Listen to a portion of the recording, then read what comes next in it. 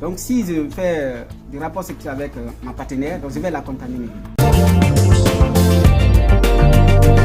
Bonjour et bienvenue dans l'émission Éducation, Sciences et Vie. Alors aujourd'hui, nous allons nous intéresser sur la santé. Et bonjour monsieur, comment allez-vous? Je vais très bien. Ok, présentez-vous s'il vous plaît. Moi c'est Clément Alphonse, diplômé en infirmier d'État.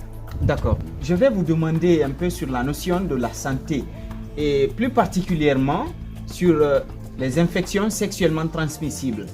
J'aimerais un peu avoir des informations sur cette partie de la santé. D'accord, merci de m'avoir passé la parole. Je vais essayer d'expliquer un peu qu'est-ce que c'est que les IST. Bon, par définition, les IST sont des maladies microbiennes contagieuses, se transmettant essentiellement d'une personne infectée à une personne saine. À noter que depuis 1999, l'Organisation mondiale de la santé, l'OMS, a préconisé de remplacer l'acronyme MST, maladie sexuellement transmissible, par IST, infection sexuellement transmissible. D'accord. Comment se transmet-elle? Bon, on va parler des facteurs de risque de cette maladie. D'accord. Les facteurs de risque de cette maladie, on a la non ou la mauvaise utilisation des préservatifs, l'activité sexuelle avec plusieurs partenaires. D'accord. Donc l'activité sexuelle avec plusieurs partenaires et la non ou la mauvaise utilisation des préservatifs. D'accord. Parlez-nous un peu des causes de ces infections sexuellement transmissibles. Ok. L'étiologie ou la cause de cette pathologie, on va parler de deux thèmes. Ici, on a la cause bactérienne et les causes virales. Au niveau des causes bactériennes, on va essayer de citer quelques types de bactéries qui causent les IST. On a les Nécessaires à gonorrhée qui sont responsables de la gonorrhée ou la gonococcie qui sont beaucoup plus fréquents chez les hommes. On va parler le Treponema pallidum qui sont responsables de la syphilis qui sont beaucoup plus fréquents ici en Afrique, précisément en Guinée. On va parler le Chlamydia trachomatis qui sont responsables du tract du sang commun. Au niveau des causes virales, on va essayer de citer quelques types de virus qui peuvent causer les IST. On a le virus simplex, le virus de l'herpès simplex, virus de type 1 et 2. On va parler le virus du VIH1, VIH2 qui sont responsables du VIH-Sida. D'accord. Et en quelque sorte, c'est les types de causes de cette pathologie. D'accord.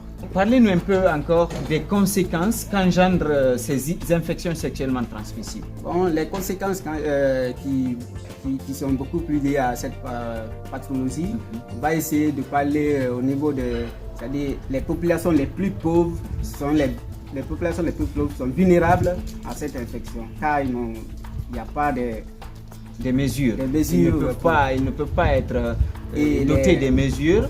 Les structures de santé sont beaucoup plus débordées par ces populations puisqu'il n'y a pas les moyens pour les traiter. Donc, ils sont beaucoup plus exposés à avoir cette pathologie. D'accord. Et vous pouvez nous citer quelques infections sexuellement transmissibles, s'il vous plaît? Bon, les infections sexuellement transmissibles, on a telles que le VIH-Sida.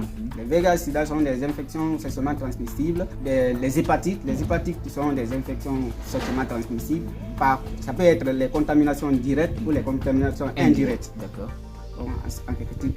Quelles sont les contaminations indirectes de cette pathologie? Bon, les contaminations indirectes de cette pathologie, par exemple, quand nous prenons de l'hépatite B, l'hépatite B se contamine souvent par les sueurs. Donc ça, c'est une contamination indirecte. Et la contamination directe, on peut parler des rapports sexuels.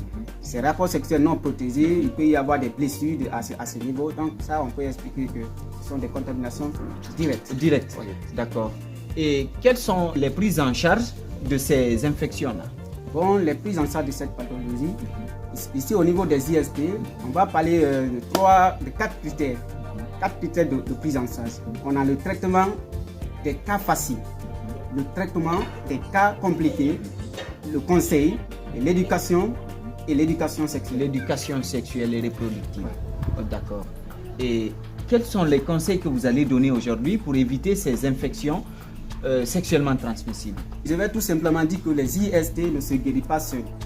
Par exemple, moi, je peux être infecté et ma partenaire n'est pas infectée. Donc, si je fais du rapport sexuel avec ma partenaire, donc je vais la contaminer. Et bon, pour la prise en charge, je ne vais pas me traiter seul. Il faut que je prends ma partenaire, on part à l'hôpital pour qu'on puisse nous traiter ensemble. Donc, en général, les IST ne se guérissent pas seuls. Et pour éviter ces IST, quel conseil prodiguez-vous aujourd'hui à l'endroit des jeunes et à l'endroit de tout le monde? Les conseils dont moi j'ai à donner est que lors d'un contact sexuel, il faut se préserver. C'est-à-dire, quand tu te préserves pas pour soi, c'est pour tout le monde. C'est-à-dire, avec toi et ta partenaire, tu ne connais pas réellement ta partenaire, c'est-à-dire les circonstances dont ta partenaire est, tu connais pas aussi, ta partenaire aussi ne te connaît pas réellement ta situation. Donc, il faut se protéger lors du contact sexuel. D'accord. Ok, merci, je vous remercie très sincèrement et j'espère vous retrouver plus tard pour un autre sujet. Merci vraiment et on se retrouve plus tard. Il n'y a pas de problème, merci à vous. Merci.